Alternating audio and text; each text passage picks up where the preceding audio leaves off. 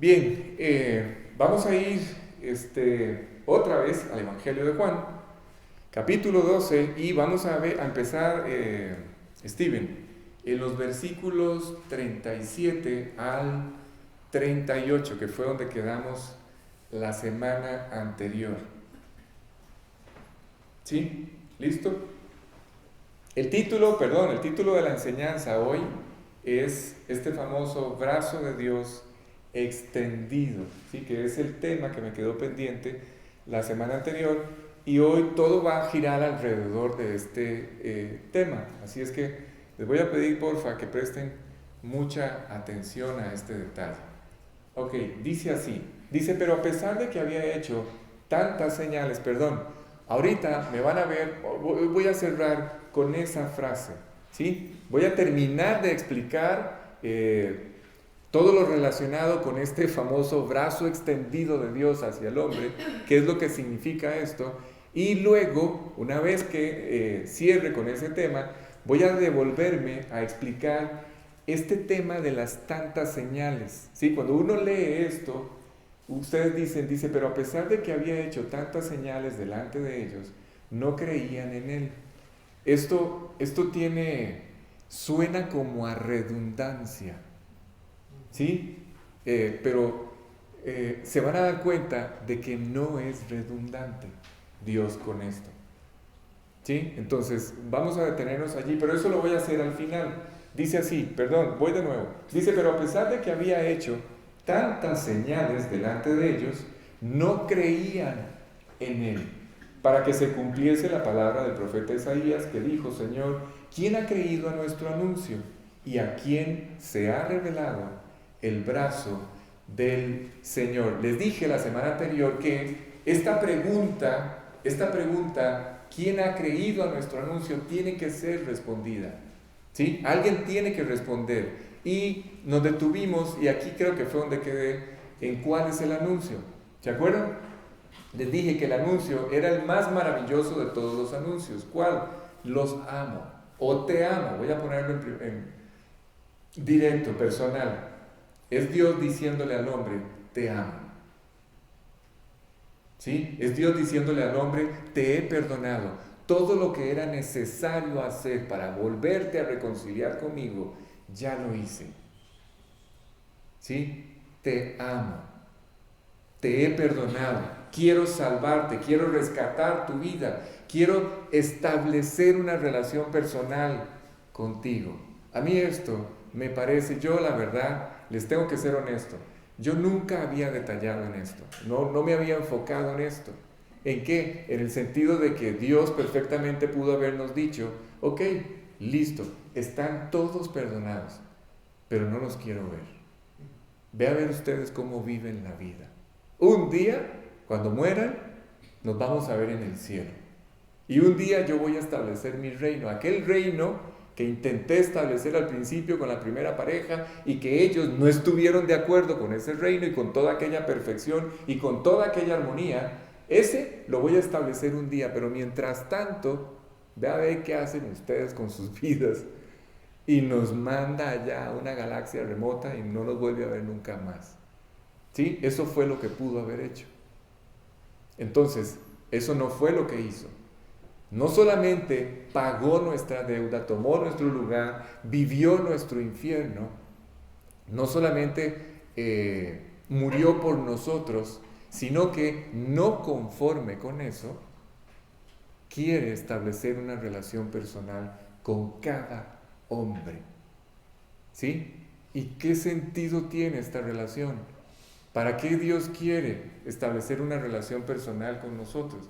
Para que ustedes y yo conozcamos quién es Él, cuánto nos ama. Eso es lo que Él quiere. Y como todo gira alrededor nuestro, porque somos sus ojos, somos el objeto de la creación de Dios. No sé cómo explicarles esto y que sea más claro. El propósito de todo somos ustedes y yo. ¿Sí? Somos el propósito de la creación de Dios. Y Él quiere compartir todo lo que Él es con nosotros, todo su amor. Pero esto gira alrededor de nosotros. Esto que estoy diciendo va en función de nuestro provecho, de nuestro propio beneficio. Él lo hace para que ustedes y yo finalmente tengamos la vida que no hemos podido tener. ¿Cómo? En una comunión íntima con Él. Así es que este es el proyecto de Dios y este es el anhelo de Dios. Y les dije que esto no está en el corazón del hombre. Ok, entonces dice el pasaje, ¿quién ha creído a nuestro anuncio? Y la siguiente pregunta todavía es mucho más seria, es más grave. ¿A quién se ha revelado el brazo del Señor? ¿Saben qué pasó un día? Un día Dios decidió arremangarse. Iba a decir arremangarse las mangas, pero es una redundancia.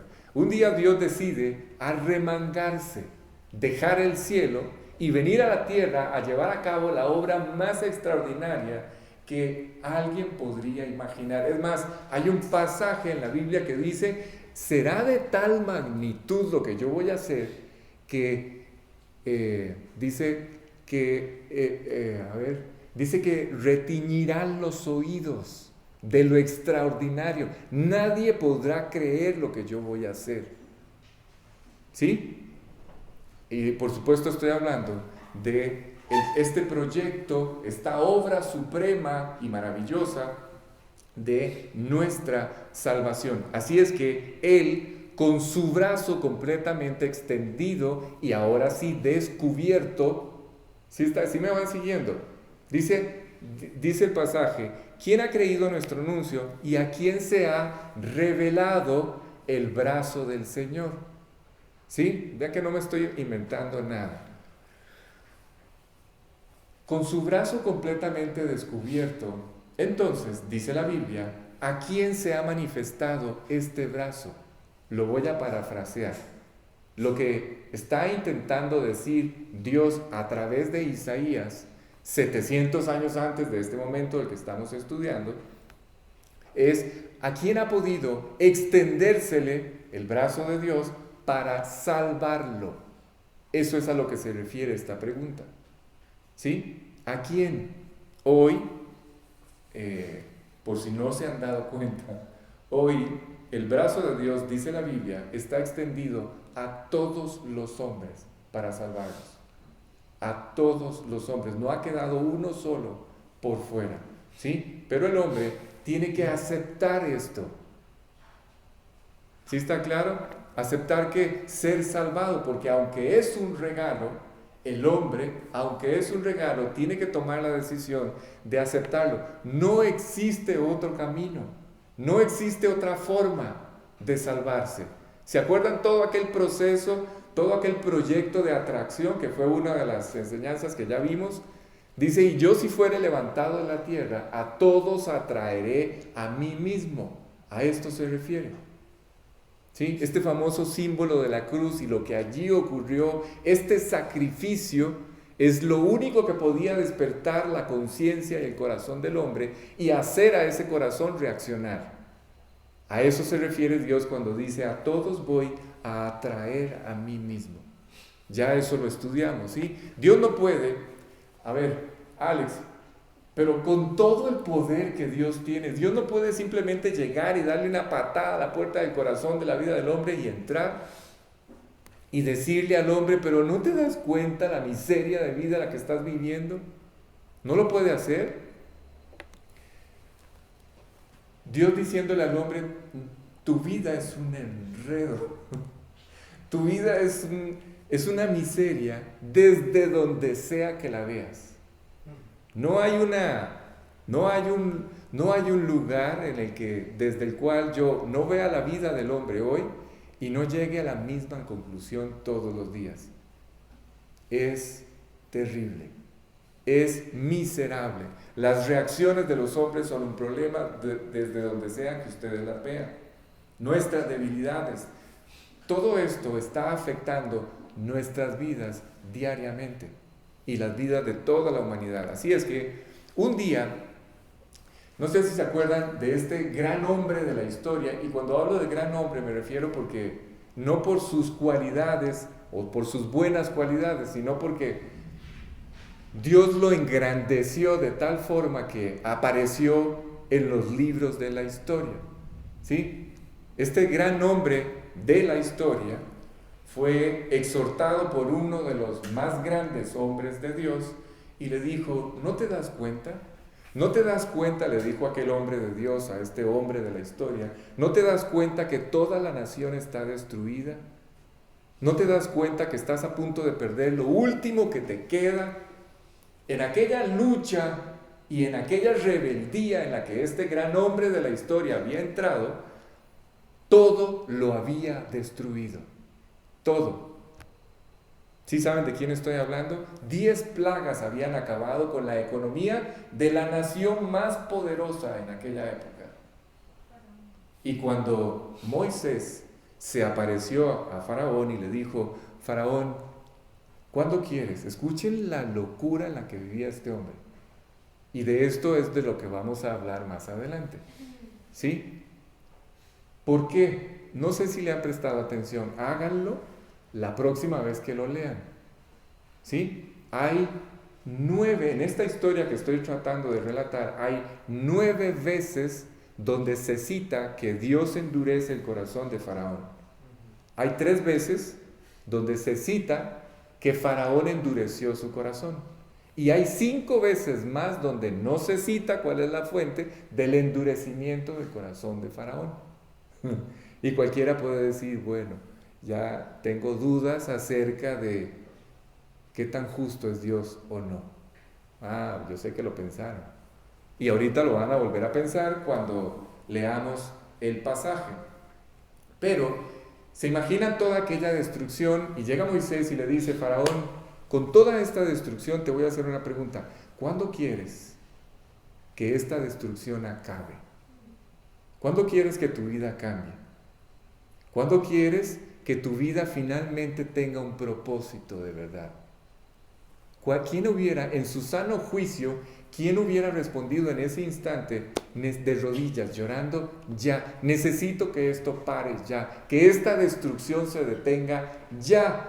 Todos en su sano juicio, no, pero este hombre era un hombre muy particular. Y él dijo, no quiero que acabe hoy, quiero que acabe mañana. Y lo perdió todo. ¿Sí? Todo era un desastre. Y aún así, Faraón hasta el último minuto insistió en hacer a un lado a Dios de su vida. Así que, cuando dice el pasaje, ¿quién ha creído a nuestro anuncio? Y a quién ha podido, ahora sí, salvar Dios. ¿Sí? Recuerden, ese brazo extendido es el de Dios para salvar. ¿Sí está claro? Es para que entendamos, estas preguntas es para que entendamos que en este instante Dios está extendiendo su brazo, no solamente para salvar, sino para transformar la vida de los hombres. Y todos aquellos que hemos tomado esta decisión de entregarle nuestra vida, Dios nos ha sacado adelante. ¿Sí? Yo no sé ustedes, pero a mí Dios me ha sacado adelante. Ya son más de 20 años en este proyecto y ha sido no perfecto este viaje o esta aventura, pero ha sido maravillosa. ¿Sí? Y esto es lo que Dios quiere, sacar adelante a cada uno de ustedes. Y Dios va a llevar a cabo de la forma que Él solamente sabe el anhelo de cada uno de ustedes de vivir de la forma correcta. No sé si entiendan esto, pero esto es maravilloso. Dios adquirió un compromiso con cada uno de ustedes en sacarlos adelante, en construir sobre sus vidas el proyecto que Él planeó. ¿Y saben cuáles son las mejores herramientas para lograr esto? Las pruebas. Las pruebas son las herramientas que Dios usa para asegurar el éxito de la inversión en cada uno de ustedes. Cuando Dios ve que nos estamos desviando, entonces Dios ajusta, hace un ajuste, nos da una disciplina, ¿sí? Y entonces volvemos al camino y la inversión y el proyecto de Dios, que de paso es para nuestro gozo, para nuestro disfrute y para nuestra plenitud, sigue avanzando. ¿Sí está claro? Ahora que hemos vuelto a nacer, ustedes y yo que ya somos creyentes, que ya hemos invitado a Cristo al corazón, estamos viendo a diario este brazo extendido transformándonos. ¿No les sorprende? A ver, vamos a ver. ¿No les sorprende? ¿No les sorprende cómo de un instante para otro, doña Marielos, Dios simplemente borró de nuestro corazón el gusto por las cosas equivocadas? ¿No les sorprende cómo de un momento a otro Dios nos arrancó de aquella vida de esclavitud en la que vivíamos? ¿No les sorprende? Éramos una sola masa, éramos una sola aleación con las cosas equivocadas, y de un pronto a otro nos encontramos yendo en una dirección completamente diferente, 180 grados, en otra dirección. ¿No les sorprende esto?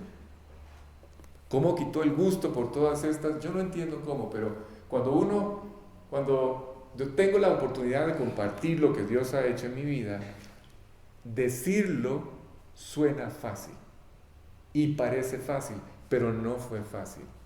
A Dios le costó todo.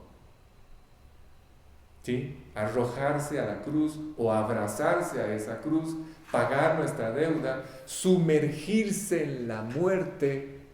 ¿Sí? Nuestros dos principales enemigos son el pecado y la muerte. Y aquel día que estamos a punto de entrar a ver la cruz del Calvario, ese día Él se abraza a aquel madero y paga por todos nuestros pecados. Se sumerge en nuestra muerte, y allí abajo, en lo más profundo de nuestra desesperanza, de nuestras debilidades, de todas aquellas pasiones equivocadas, tendencias, de todos aquellos desvaríos en los que vivíamos, desde ese lugar o en ese lugar, Dios rescata a cada uno de nosotros, nos saca a una vida nueva. Cuando Él resucita, cuando Él 3 días después resucita, Él sale, se levanta con su brazo extendido y poderoso,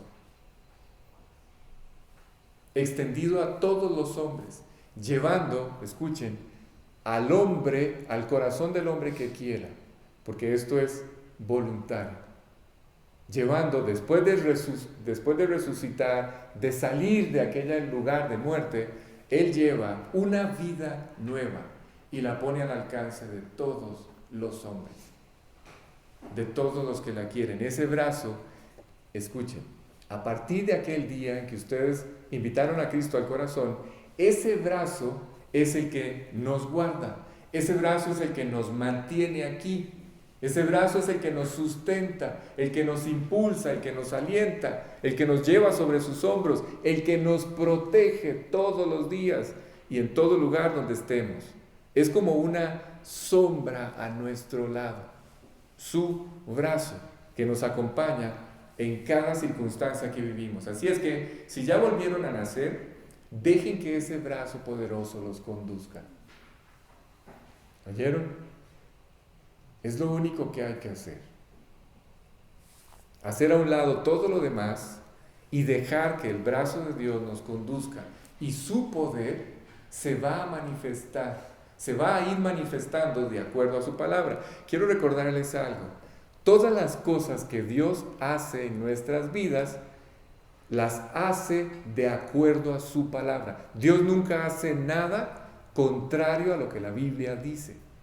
Es su palabra. ¿Sí está claro? Él va a ir haciendo todo de acuerdo a su palabra. Es decir, su palabra se va a ir cumpliendo en nuestras vidas cada vez que yo le doy la oportunidad de hacerlo. Nunca pierdan de vista esto. Así que este día, pregunta Isaías en esos versículos, pregunta: ¿a quién se ha manifestado este brazo poderoso de Dios y quién ha creído a nuestro anuncio? Lástima, porque saben que estas preguntas son preguntas que resuenan como un eco en medio de una iglesia cristiana que hoy está adormecida. Y no me refiero a que algunos se me están durmiendo, no. En términos universales, la iglesia se encuentra adormecida. A veces pareciera que está durmiendo. ¿Sí? Hay un mundo que se está yendo por la borda. Los hombres que ni siquiera distinguen entre su izquierda y su derecha. Y nosotros, la mayoría, dormimos. ¿Sí? Así es que, si el día de hoy no has vuelto a nacer, y aquí me dirijo a los que posiblemente en unos días vayan a ver esta enseñanza, el Evangelio, en esta parte, recuerden, he ido añadiendo algunos detalles, ¿sí?, sobre estos puntos claves en el Evangelio al que nos estamos acercando. Estamos por terminar los primeros 12 capítulos. Y en esta primera parte, el Evangelio de Juan termina con un resumen muy particular. La semana anterior les dije que estos primeros 12 capítulos, ¿sí?, hablan de todas estas señales, de un propósito que tenía Jesús, que sigue teniendo, de llevar a todos los hombres a creer. Pero el resto del Evangelio tiene otro propósito, que es lo que estamos empezando a ver.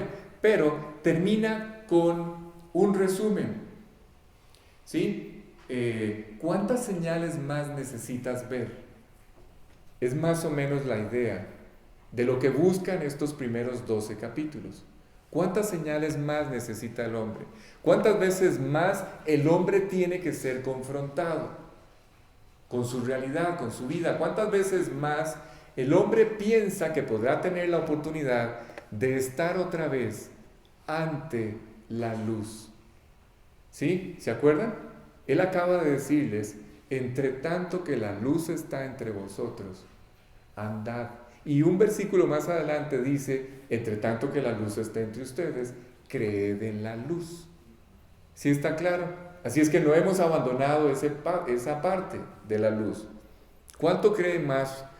¿Cuánto piensan ustedes que el hombre podrá seguir teniendo esta oportunidad de estarse exponiendo a la luz de Dios? ¿Cuánto más? Quiero decirles algo. Un hombre que rechaza la luz, como el hombre no entiende lo que está rechazando, cuando una persona que está hablando con ustedes, o cuando ustedes hablan con alguien y están intentando llevar a Cristo a esa persona y la persona les dice que no, esa persona no tiene la menor idea de lo que está rechazando. ¿Sí? Ninguna. No sabe lo que está rechazando, ni siquiera lo entiende.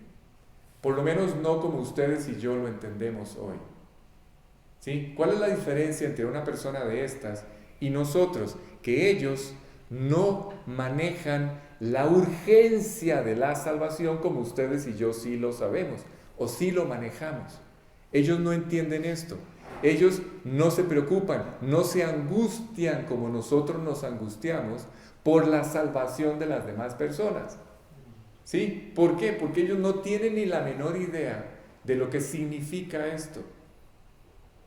Ellos no saben, no entienden por qué tanta insistencia en compartir el Evangelio.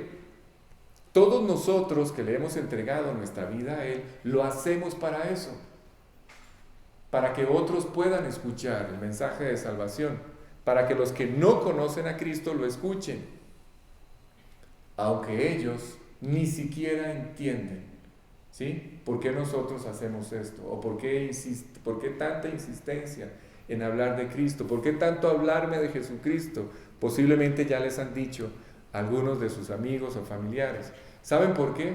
Porque el hombre, escuchen, ustedes y yo ahora sí vemos con claridad. ¿Qué es lo que vemos con claridad? ¿Cómo? La vida del semejante se desintegra delante de nuestros ojos, se desmorona delante de nuestros ojos. Ustedes y yo sí vemos esto. Para ustedes y para mí sí es claro esto.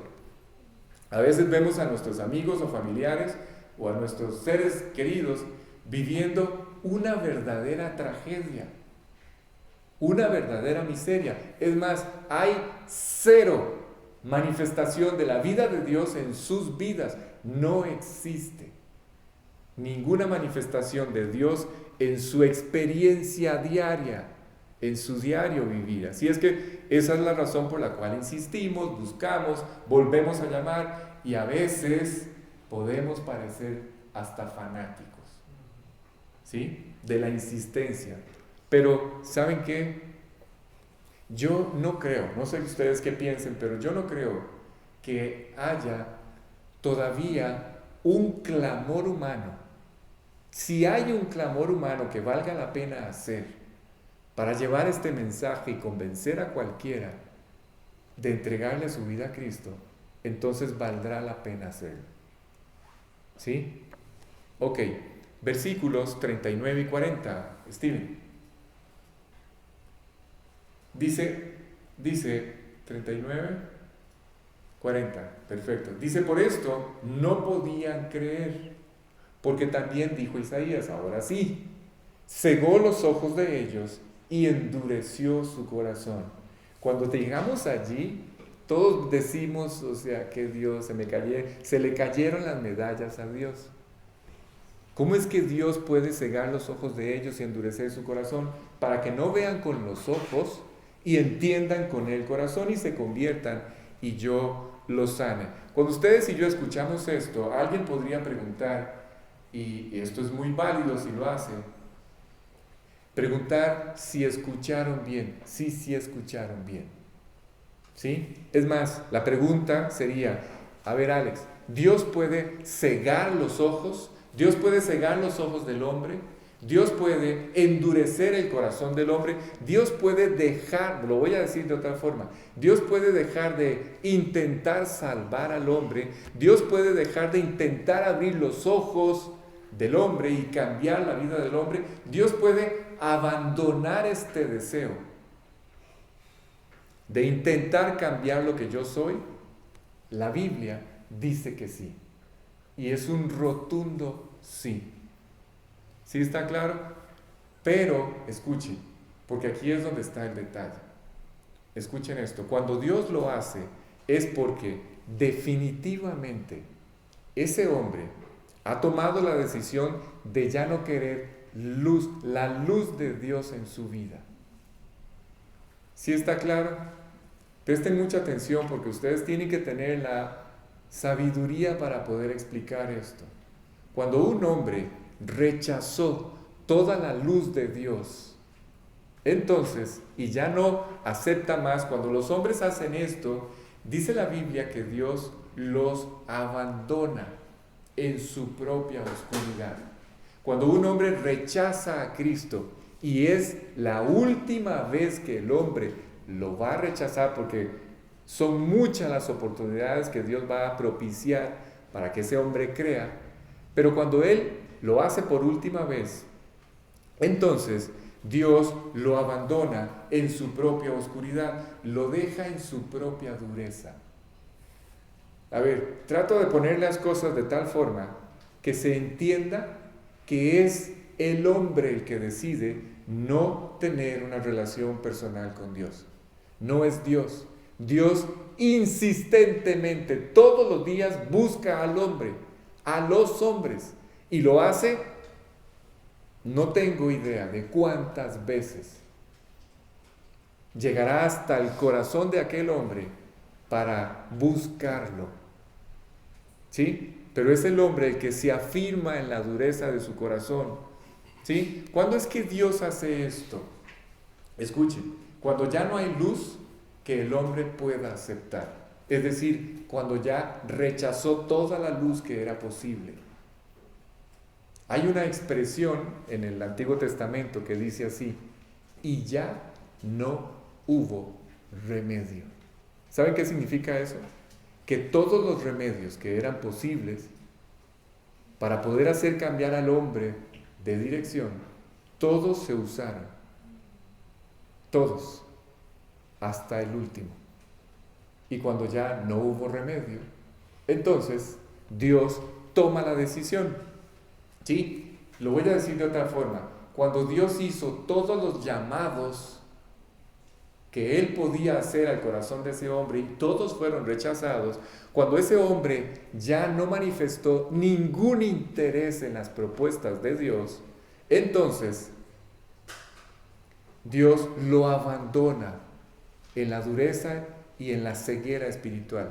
Esto es muy delicado, ¿sí? Si ustedes me están prestando atención, esto es muy delicado. Si en este momento, escuchen, si en este momento hubiera alguien aquí o allá en internet, si en este momento hubiera alguien pensando en esto, es decir, en la necesidad del alma. A ver, les recuerdo algo. Cuando un hombre tiene la oportunidad de escuchar una enseñanza de la Biblia, la luz de Dios Dios intenta llevar luz suficiente al corazón de ese hombre para que ese hombre entienda cuál es su necesidad exacta, cuál es la necesidad del alma de ese hombre. ¿Sí? Esto es lo que Dios intenta cuando una persona se sienta allí y empieza a escuchar el Evangelio. Dios intenta hacerle entender cuál es la necesidad más importante del alma de esa persona. Esa es la luz que Él lleva. El Espíritu de Dios intenta revelar al interior del corazón de esa persona cuál es la necesidad más importante de su alma. ¿Cuál? Reconciliarse con Dios. ¿Sí está claro?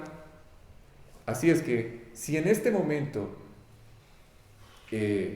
alguien que no ha invitado a Cristo a su corazón está pensando en la necesidad de su alma, es porque Dios está trayendo esta luz, ¿sí?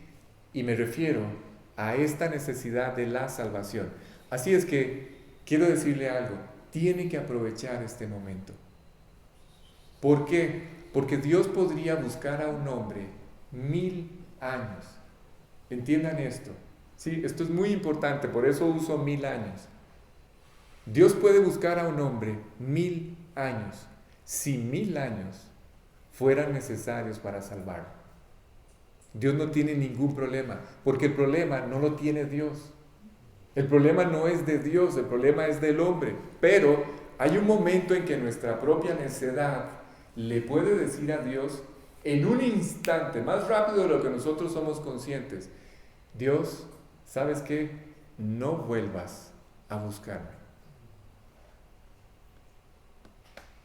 Y la paciencia de Dios llega a su fin, ¿sí? Y en ese momento, cuando esto pasa, Dios tiene que dejar al hombre en sus tinieblas, abandonarlo. ¿Por qué? Porque el hombre acaba de decidir afirmarse en las tinieblas, ¿sí? No sabe para dónde va, no sabe lo que le espera. Ese es el significado de andar en tinieblas, ¿sí? Y cuando Dios lo ve al hombre afirmándose en esto, en la dureza de su corazón, entonces todo este maravilloso proyecto de salvación y de redención no se va a lograr en la vida de esta persona, ¿sí? Así es que esto finalmente termina siendo un asunto entre Dios y esa persona. Ok, aquí vamos a llegar a una parte que es así como culminante dentro de este estudio.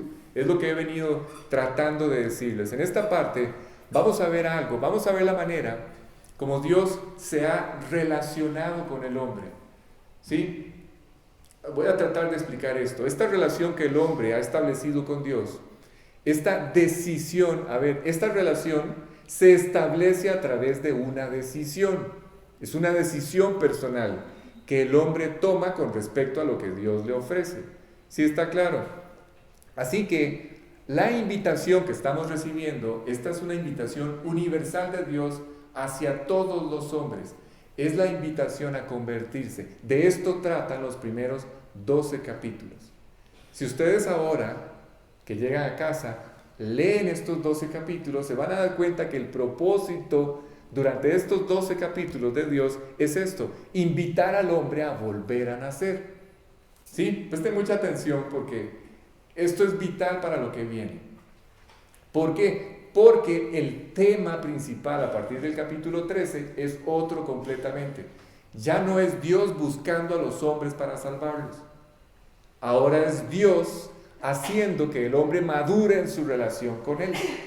Vamos a entrar a una escena, escuchen, vamos a entrar a una escena que es por demás maravillosa. Si hay un núcleo, Si hay un lugar al cual nosotros podemos acceder, es más, podríamos hablar en términos de entrar al lugar más santo, al lugar santísimo.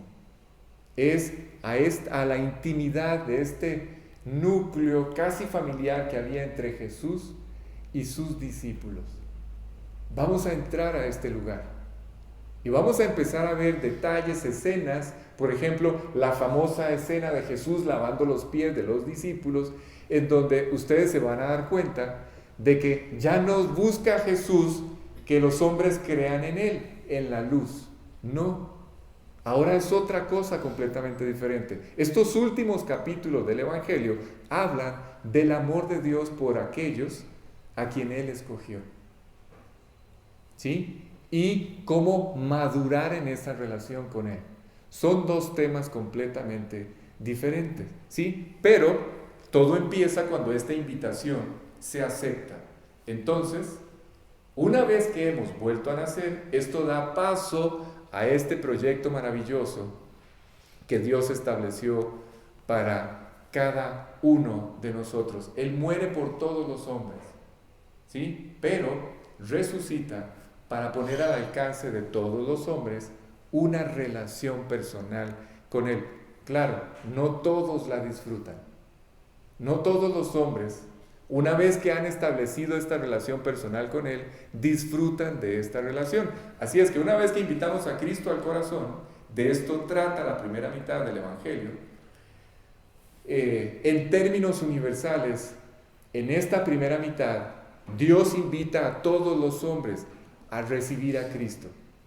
¿Sí? Esta es la primera mitad, y en la segunda parte del Evangelio está dirigida a todas las personas que han vuelto a nacer, ustedes y yo, a los creyentes, a los que ya se nos dio el derecho de ser hechos hijos de Dios, ¿sí?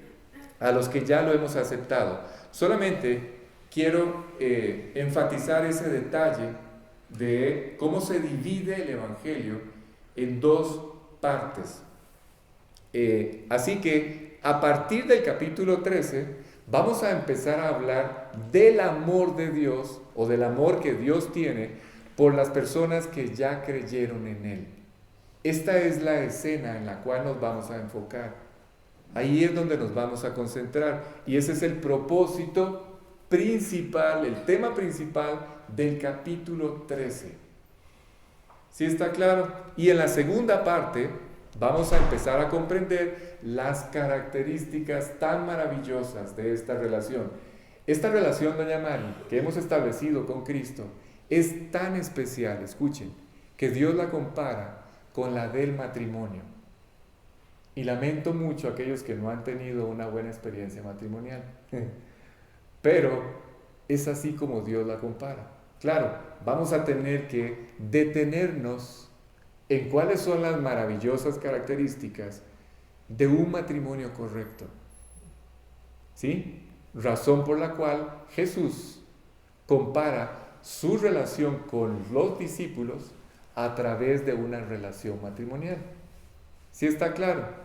Así es que en esa parte, o en esa segunda parte, vamos a empezar a ver todos estos detalles de esta relación tan extraordinaria que hemos establecido con Él.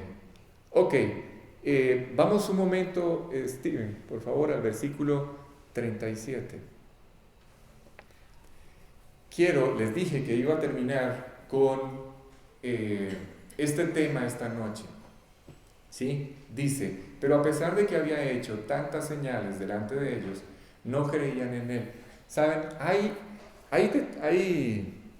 Hay verdades debajo de cada una de las palabras.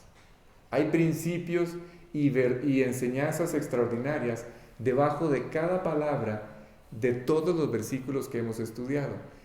Si nos detuviéramos en todos, de paso yo no las conozco todas, pero si nos detuviéramos en todas, todavía avanzaríamos más lento.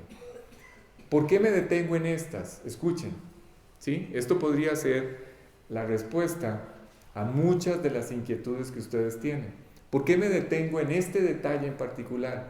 Porque esta enseñanza o esta explicación que voy a dar, en este detalle en el que nos vamos a detener, esto tiene que ver con ganar las almas, ¿sí? Y es algo en lo que ustedes tienen que afirmarse. Este proyecto de la vida cristiana, el corazón del proyecto, este corazón de esta relación que hemos establecido con Dios, son las almas. Si ustedes ganan almas, ustedes van a ver cómo se abre delante de ustedes todo el proyecto y toda la voluntad de Dios para sus vidas. Es como ir en la vía rápida en la pista, ¿sí? Pero si hacen esto a un lado, si lo marginan, entonces ustedes van a ver una trocha en su relación con Dios, ¿sí? Entonces, todos los argumentos, todas las explicaciones, todas las enseñanzas que pueda poner al alcance de sus manos relacionado con ganar las almas, créame que lo voy a hacer, ¿sí? Sobre todo esto que tiene que ver con la reacción natural de un hombre sin Dios. Cómo saber enfrentar todas estas formas de pensar, cómo saber enfrentar a un corazón que no quiere a Dios en su vida, ¿sí? A pesar de las múltiples manifestaciones de Dios en la vida de los hombres. Ok, dice así, versículo 37, pero a pesar de que había hecho tantas señales delante de ellos, no creían en él. Este tipo de afirmación, les decía hace unos minutos, no es una redundancia. O sea, ¿por qué redundancia? Porque uno podría decir tantas señales, a pesar de que había hecho tantas señales, no creían en él. Es redundante. Yo podría decir, bueno, sí, ya se sabía que las señales era para que todos creyeran. ¿Por qué vuelve a insistir en lo mismo? Les voy a decir por qué. Porque no quiere hacer énfasis en la cantidad de señales. ¿Y cuál era el propósito de la cantidad de señales? ¿Saben en qué quiere hacer énfasis? En la necedad del hombre. Ese es el énfasis que quiere darle Dios en ese pasaje. Dice, a pesar de que había hecho tantas señales, no creían en él. Lo que ese versículo está exaltando es la necedad del hombre. No redundar en que, sí, viene haciendo muchas señales. Sí está claro, no es redundancia, sino es un énfasis en lo absurdo que es la decisión del hombre en mantenerse, en rechazar a Jesucristo y no invitarlo al corazón, no creer en Dios. Así es que en realidad, para no creer, ustedes tienen que negar toda la evidencia que tenemos ante nuestros ojos. No se desubiquen, son 12 capítulos llenos de historias donde Jesús ha hecho una enorme cantidad de señales. ¿Sí está claro? Enorme, ¿sí? Así es que ellos tenían evidencia suficiente. ¿Se acuerdan de aquella expresión que decía los griegos buscan sabiduría y los judíos? Señales. Exacto. De eso voy a hablar. Así es que el hombre, escuchen, cuando ustedes estén hablando con alguien, tienen que tener esto presente. Esa persona, la conciencia de esa persona está de nuestra parte. De nuestra parte tenemos la verdad de Dios, la Biblia, y la conciencia de la persona. Así es que yo sé que la conciencia le está diciendo a ese hombre que es infinitamente más consciente y responsable de la necesidad que él tiene de Dios, de lo que él quiere aceptar. ¿Sí está claro? Sin embargo, Dios es paciente. Escuchen. Dios tiene cuidado de nuestras vidas. Dios conoce nuestra condición. Él sabe que somos polvo. Él sabe y entiende mejor que nadie nuestra rebeldía. No la justifica, pero sí la entiende. ¿Sí está claro?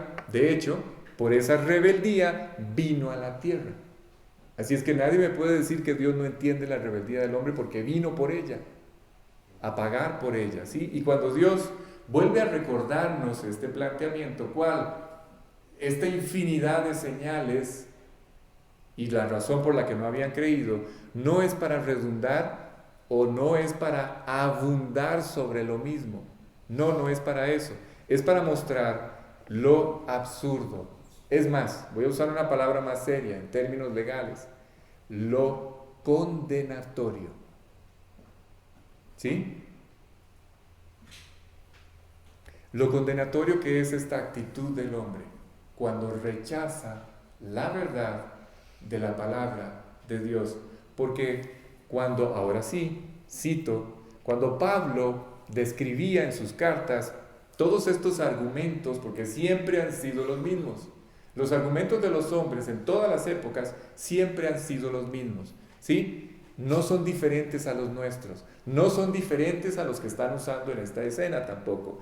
¿Qué o cuáles? Los griegos buscaban sabiduría. Les voy a explicar cómo les dio sabiduría. Y los judíos buscaban señales y milagros.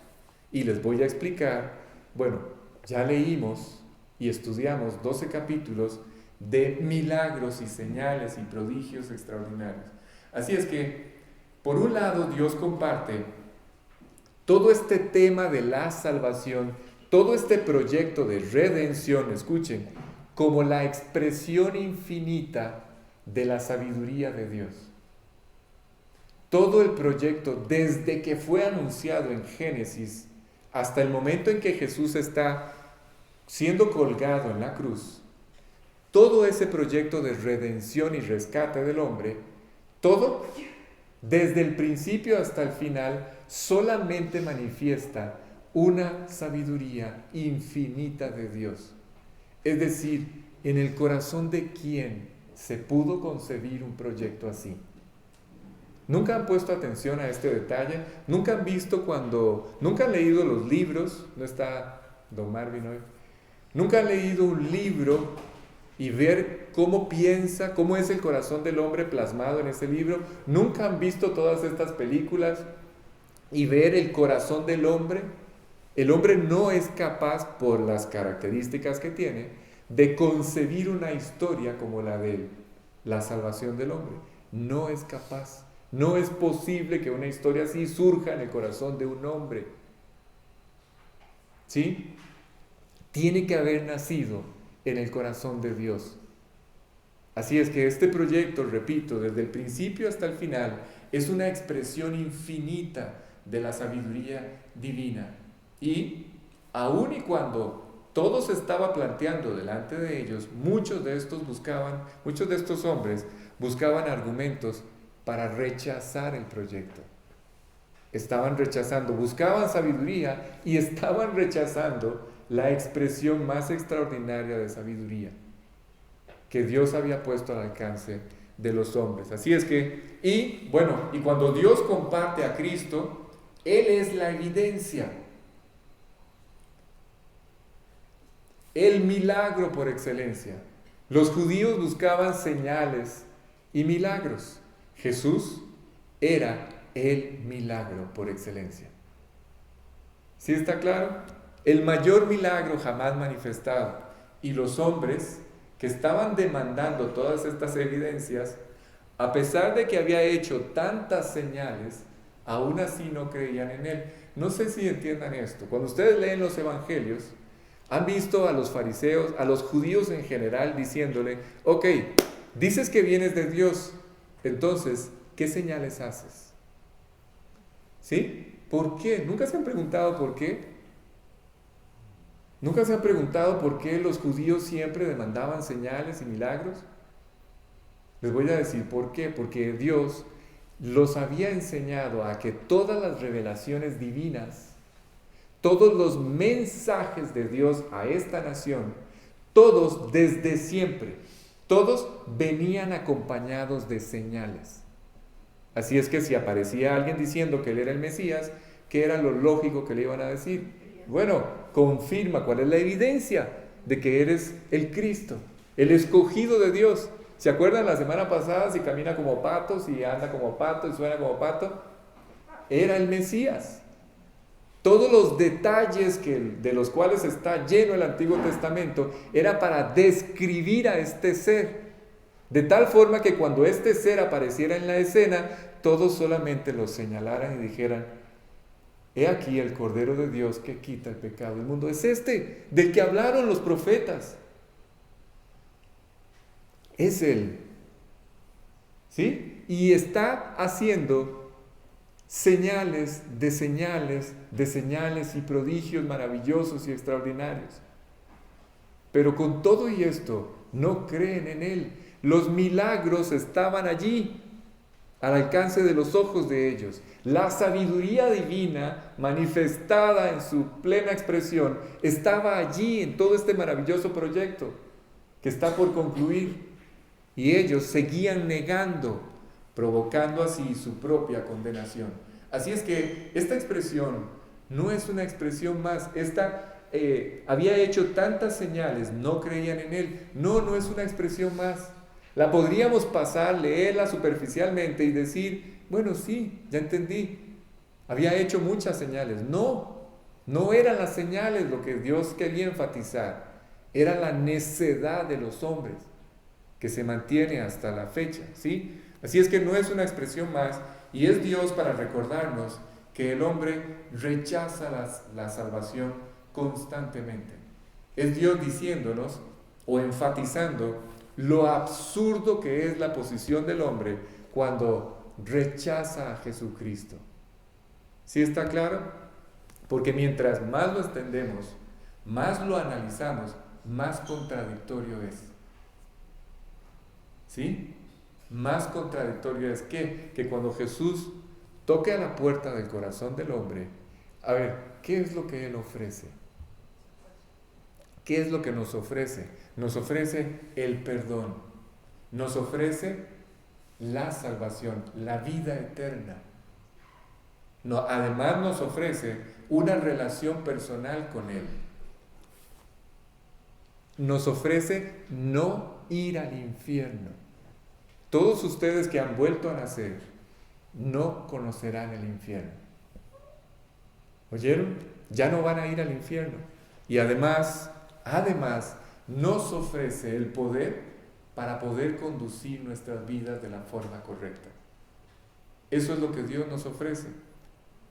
¿Sí? Además de otro montón de cosas que no vamos a mencionar. Todo este ofrecimiento Dios nos lo da en base a una sencilla decisión, la más sencilla, pero la más importante de todas. Además, no cuesta absolutamente nada. Para nosotros no costó nada. Absolutamente nada. Ahora, alguien dirá, Alex, pero sí tengo que abandonar mi vida. Voy a hacer un paréntesis aquí. Por supuesto que tienes que abandonar tu vida. ¿Sí? Piensen en lo que estoy diciendo, por favor. ¿Tengo que abandonar mi vida sin Dios? Hasta la pregunta es extraña. Sí tengo que abandonar mi vida. Ahora, eso sí cuesta. Escuchen porque voy a hablar irónicamente. Sí cuesta dejar el infierno en el que vivimos. ¿Sí? Sí cuesta. Parece contradictorio, pero sí cuesta. Abandonar el infierno en el que vivimos. La miseria de vida en la que vivíamos sin Dios. Cuesta abandonar eso. ¿Sí? Nos encariñamos tanto con nuestra tragedia y con nuestra miseria que ya no queremos abandonarla. Es más, cuando escuchamos lo que Dios tiene planeado para nosotros, no creemos que seamos dignos de eso. Y entonces seguimos esclavizados, aunque ya sin poder, aquellas cosas sobre nosotros, seguimos esclavizados a nuestro pasado, a todas las estructuras que intentaron destruir nuestra vida. Nos negamos el derecho de ser felices y nos negamos el derecho de disfrutar de la vida que Dios tiene planeada para nosotros. ¿Sí está claro? Es increíble cómo el ser humano se encariña con su desastre. ¿Y cómo sé yo eso? Porque constantemente, aún como creyentes, estamos volviendo a Egipto, a comer los ajos y las cebollas y los melones de Egipto. Se nos olvida que éramos esclavos en Egipto y que vimos morir a generaciones de generaciones en Egipto. ¿Sí? Pensamos que las cosas de nuestro pasado todavía pueden hacer algo por nosotros y por esta razón el creyente no sale adelante. ¿Sí? Es una invitación, cuando Dios se acerca a la vida o al corazón del hombre, es una invitación a abandonar su vida. No, escuchen esto, porque siempre es la pregunta, siempre me hacen esta pregunta: Alex, es que esta persona oró conmigo, pero sigue en una vida como si no hubiera vuelto a nacer. Escuchen esto: si una persona ora invitando a Cristo a su corazón, pero ahí en el corazón la persona está empecinada en mantener su vida, no hay nuevo nacimiento, no existe eso. Cuando yo invito a Cristo al corazón, lo hago sobre una conciencia absolutamente clara de que quiero abandonar mi vida. Para eso lo estoy invitando al corazón, para dejar atrás todo mi pasado. Si yo condiciono la entrada de Él a mi corazón y digo, no, esta área no me la toques, no se da el nuevo nacimiento. ¿Sí está claro? Ah, claro, hay cosas que yo voy descubriendo sobre la marcha que tengo que abandonar. No las ubicaba antes, eso es cierto. Pero si yo desde el inicio le digo a Dios, con esto no te metas, entra pero esto no lo toques, eso no funciona. ¿Sí? Yo tengo que estar dispuesto a abandonar mi vida, que además nunca nos ha satisfecho, nunca nos ha hecho pleno. Sí, es cierto, a ver, sí, es cierto, yo lo confieso. ¿Sí? Nos entretiene, eso es verdad. Nos distrae algunas cosas de aquel pasado, eso es verdad, pero de ninguna forma satisface la verdadera necesidad del alma. ¿Saben qué? Es más, el hombre ni siquiera sabe dónde obtener la satisfacción o la plenitud. No sabe cómo alcanzarla. No sabemos hacer esto.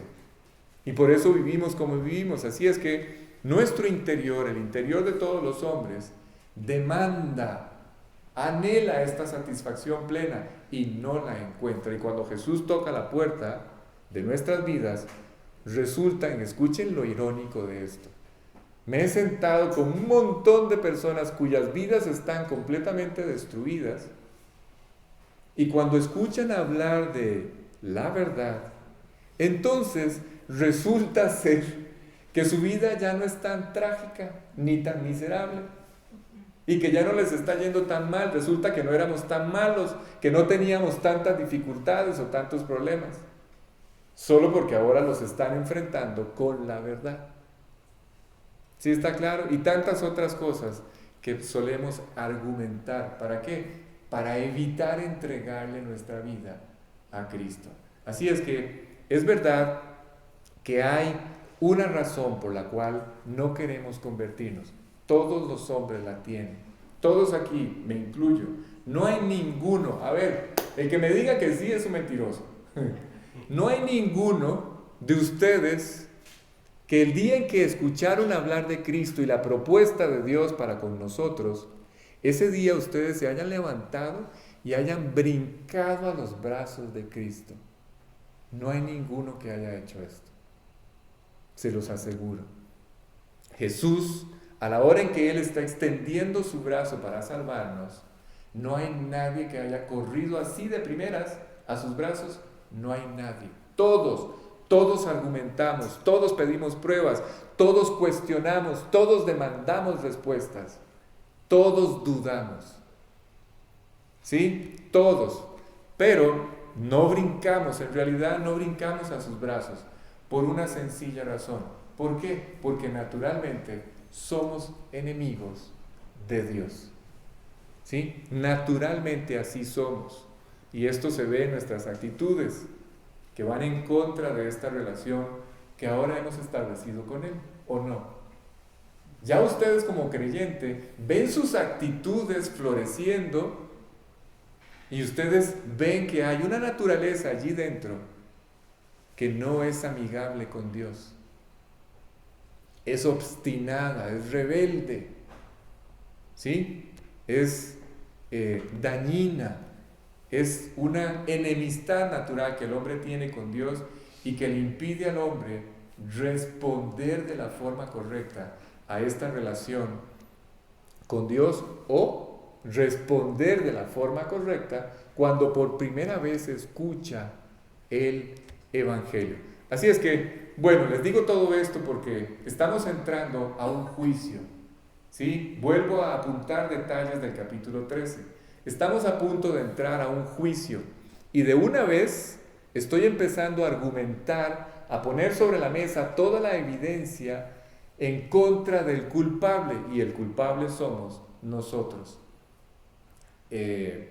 Aunque posiblemente toda la vida hemos estado convencidos de que la culpa no está en nosotros. Somos tan deshonestos que pensamos que la culpa no está en nosotros. Está en el vecino, o está en la familia que nos dieron, que no pudimos escoger, o está en el trabajo, o finalmente ya cuando el descaro y la deshonestidad es ilimitada, le echamos la culpa a Dios. Y hacemos culpable al Creador de todas nuestras dificultades. Así es que cuando Dios nos lleva a su palabra y nos da la oportunidad de ir entendiendo, y vamos entendiendo o vamos comprendiendo, entonces escuchamos esta expresión, escuchen, supongo que la han leído. Dice, antes sea Dios veraz y todo hombre mentiroso. Y en ese instante, cuando ya hemos madurado algo en nuestra relación con Dios, llegamos a la conclusión de que sí, efectivamente es así la situación. Dios es veraz y todo hombre mentiroso. ¿Por qué? Porque el hombre siempre ha argumentado a su favor. Es más, llega un momento en donde intenta acorralar al Creador con sus argumentos. ¿Ustedes saben? Qué vergüenza, qué ridículo. Cuando llegamos a entender y maduramos, entonces vamos descubriendo quién es el verdadero responsable y quién es el verdadero culpable. Ok, ¿quién ha creído entonces? ¿Quién ha creído a este anuncio? Esta es una pregunta como diciendo, esto no es justo. A ver, traten de ubicarse, ¿sí? Es Isaías 700 años antes está diciendo, Dios, no es justo. ¿Quién ha creído a este mensaje? Eso es lo que está detrás de la pregunta. ¿Sí? Estoy añadiendo un detalle nuevo, adicional. Esto no es justo. El brazo de Dios está extendido, dice Isaías, y la actitud de todos los hombres es una reacción opuesta al mensaje. Eso es lo que estamos viendo. No solamente responden mal a su verdadera necesidad, sino que además están rechazando el amor que Dios les está ofreciendo. Y por eso Isaías dice, esto no es justo. ¿Quién ha creído a nuestro anuncio? ¿Sí? Cuando llegamos a esta parte, siempre brincamos, siempre ponemos a Dios en el banquillo de los acusados.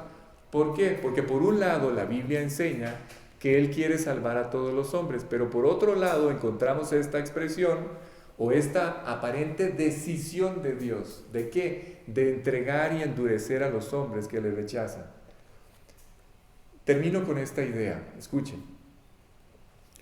Más que una acción de Dios, yo entendí esto perfecto con lo que les voy a decir. Espero que ustedes lo puedan entender igual. ¿Sí? Cuando uno lee esos pasajes donde Isaías dice que Dios cegó los ojos, endureció el corazón, uno siempre piensa en Dios como el malo. ¿Sí está claro? Pero no es una acción de Dios. Esa expresión o esas expresiones no hablan de una acción de Dios. Presten atención a este detalle. No es una acción de Dios. Esta expresión, estas dos expresiones hablan de un resultado. No de una acción de Dios, sino de un resultado. Es el resultado. ¿El resultado de qué? En el momento en que el hombre rechaza la palabra de Dios, en el momento en que el hombre rechaza las propuestas de Dios, ¿Sí? En el momento en que el hombre rechaza toda la luz de Dios, entonces el resultado natural es que el hombre permanece en ceguera. ¿Han visto el cemento ese amarillo? ¿Sí? Ustedes han visto que él se mantiene en un estado líquido, lindísimo, sedoso, cuando está con la tapa. ¿Sí lo han visto? Quítenle la tapa, denles unas horas nada más, y aquel líquido sedoso se vuelve una piedra. ¿Sí? La tapa es un tipo del Espíritu de Dios. Cuando el Espíritu de Dios está cerca del hombre, entonces el líquido que está dentro se mantiene sedoso y en un estado líquido. Cuando el Espíritu de Dios se retira, porque ya no hay nada que hacer, y el hombre decide afirmarse en su ceguera, entonces el contenido del interior se seca y se vuelve una piedra. ¿Sí? En vez de ser un acto de Dios, una decisión de Dios o una acción de Dios, es el resultado natural de la naturaleza humana. ¿Cuál? Endurecerse. Es el resultado. ¿Sí me entendieron ahora? ¿Sí? La ceguera permanece. Es más, escuchen, se profundiza. Posiblemente ustedes hayan visto un caso así. Yo he conocido a muchas personas que rechazan este mensaje y inmediatamente se arrojan a los brazos de filosofías, ideas, todo lo que ustedes se puedan imaginar. ¿Sí? Instantáneamente, terminando de rechazar a Cristo, de rechazar la luz que Dios trajo a sus vidas, en ese instante, así como clavándose a una piscina, se arrojan a los comportamientos más equivocados que ustedes se puedan imaginar, únicos. ¿Y qué es lo que esto provoca? Un mayor endurecimiento en el área moral del hombre y una ceguera en el aspecto intelectual y espiritual. ¿Sí me van siguiendo? Se llenan de información. Son personas que empiezan a buscar datos, información, buscando de alguna forma discutir, rebatir o derribar la verdad de la palabra de Dios. ¿Sí? ¿Sí está claro? Escuchen la naturaleza humana, ya ahora sin la tapa. ¿Sí está claro? Es el resultado final de hacer todas estas cosas, de entregarse a todas estas conductas y a estas filosofías y formas de pensamiento y sus propias ideas. Una vez que rechazaron la luz, entonces el resultado final es una profunda ceguera que solamente lleva al hombre a una mayor confusión. No es que se acercan a la luz y empiezan a tener más luz porque ya se alejaron de Dios. No, es que la confusión aumenta. ¿Sí? La confusión ahora es más que aquella que había en el momento en que le hablamos de Cristo a aquella persona. Cuando los hombres rechazan esto, generalmente este rechazo los lleva a una mayor rebelión al interior del corazón. Y esta rebelión, que es natural, esta enemistad que tenemos contra Dios, se afirma. Y entonces, escuchen, segundo paso, los hombres se arrojan a los brazos del mal. Ok, voy. La conducta es esta. Primero, se dedican a llenarse la mente de argumentos para tratar de destruir la verdad de la Biblia. ¿Sí? Número 2, se arrojan a conductas y a comportamientos completamente equivocados. Es decir, caen en los brazos del mal. Escuchen la tendencia del hombre. ¿Para qué? ¿Para qué se arroja un hombre a vivir de una forma desenfrenada y equivocada? ¿Para qué? Recuerden que todo esto es para demostrarle algo a Dios. ¿Sí? ¿Para qué lo hacen? Para demostrarle a Dios que el mal no es tan malo como Él dice. Que no es verdad que van a tener problemas o dificultades. Tratando de demostrarle a Dios en su dureza que el que está equivocado es él. ¡Qué locura! Resultado, ¿cuál es el resultado? Los hombres entran en mayores problemas, en mayores dificultades, tanto para creer, y empiezan las consecuencias, los frutos y consecuencias de su comportamiento. ¿Saben cuál es? Destrucción. Es lo único que el hombre que toma este camino va a empezar a encontrar si rechaza a Jesucristo.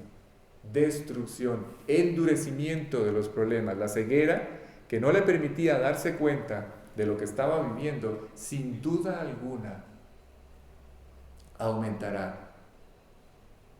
¿Dónde estarían? ¿Dónde estarían todas estas personas con las cuales un día hablamos, si a la hora en que escuchaban el Evangelio, o escuchando el Evangelio, hubieran respondido al mensaje de la forma correcta? ¿Dónde? Es un hecho, escuchen, es un hecho que cuando Dios se presenta en nuestra vida, Él sabe todos los problemas que tenemos. ¿Sí? Todos. Él conoce nuestra vida mejor de lo que ustedes y yo podemos entender.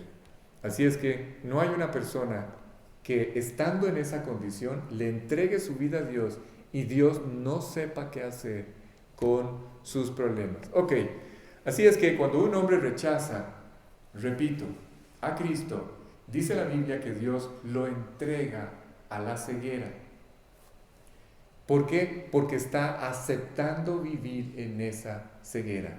Y aceptando vivir de esta forma, viene el endurecimiento de su corazón como consecuencia de rechazar la verdad. Así es que si un hombre rechaza este mensaje de salvación, si ya había problemas, escuchen, de seguro habrá más. Y cuando un hombre pierde esta oportunidad, ¿saben? Ustedes y yo no tenemos forma de darnos cuenta de esto. Por eso es que siempre que haya una oportunidad, vamos a hablar. Tenemos que hablar de Cristo. ¿Sí? Claro, algunas personas ya nos van a decir de una forma bastante grosera que no insistamos. Pero siempre que haya una oportunidad, háganlo. Ustedes y yo no sabemos cuándo Dios entrega a esta persona, cuando esta persona rechazó finalmente a Cristo. ¿Sí? Pero cuando un hombre pierde esta oportunidad, quiero decirles que de ninguna manera Dios ha terminado o ya no tiene un plan para la vida de esa persona. Ustedes y yo no sabemos si es la última o no. Por eso hay que seguir insistiendo, porque aunque haya sido 1 o 10 veces que esa persona haya rechazado el mensaje, Dios, solo lo sabe Dios, de ninguna manera Dios ha terminado con él. ¿Sí? De ninguna manera. Todavía hay un plan para la vida de esa persona. Y por el contrario, el proyecto de salvación es un proyecto que Dios tiene para la vida de todos los hombres. No habrá un solo hombre que parta de esta vida hacia la eternidad al que Dios no le haya dado la oportunidad de escuchar. Y no una, muchas veces. ¿Oyeron? Ok, bueno, vimos lo que teníamos que ver y justo en el tiempo, prácticamente estamos ya saliendo. Quedamos en el 40, 41. Nos quedan, creo que son 9 versículos hasta el 50, pero se van a dar cuenta que eso se explica muy rápido. Y ya lo voy a mezclar con el versículo 1 del capítulo 13. Así es que es más o menos lo que vamos a empezar a estudiar a partir de la próxima semana. Yo esperaba este año haber terminado con el capítulo 13. No sé si lo voy a lograr, voy a intentar correr, pero bueno, Dios sabrá si nos da tiempo o no. Ok, vamos a dar gracias para terminar esta noche la reunión. Sí, vamos a orar. Padre, como siempre, gracias. Gracias por este tiempo. Gracias porque todavía, al menos en este país, tenemos la maravillosa oportunidad de poder con toda libertad y con toda seguridad reunirnos y estudiar tus palabras. En otros lugares del mundo, nuestra vida estaría en riesgo. Y posiblemente si nos hubieran encontrado haciendo esto, hubiéramos perdido ya la vida. Sin embargo, todavía tenemos la fortuna, el maravilloso privilegio de poder reunirnos en cualquier momento y poder tomar todo el tiempo que queramos para estudiar tus palabras, para que nuestras vidas sean expuestas a la luz que ellas proyectan y que esa luz pueda seguir limpiando, que esa luz pueda seguir llevando vida hasta el rincón más oscuro y más complicado de nuestras vidas. Yo, después de toda esta enseñanza, solamente quiero darte las gracias, porque aquel día en que te acercaste a la puerta de mi corazón, aquel día en que tocaste a la puerta de mi corazón, aquel día en que trajiste toda esa luz a mi vida, ese día tú me diste la gracia para creer.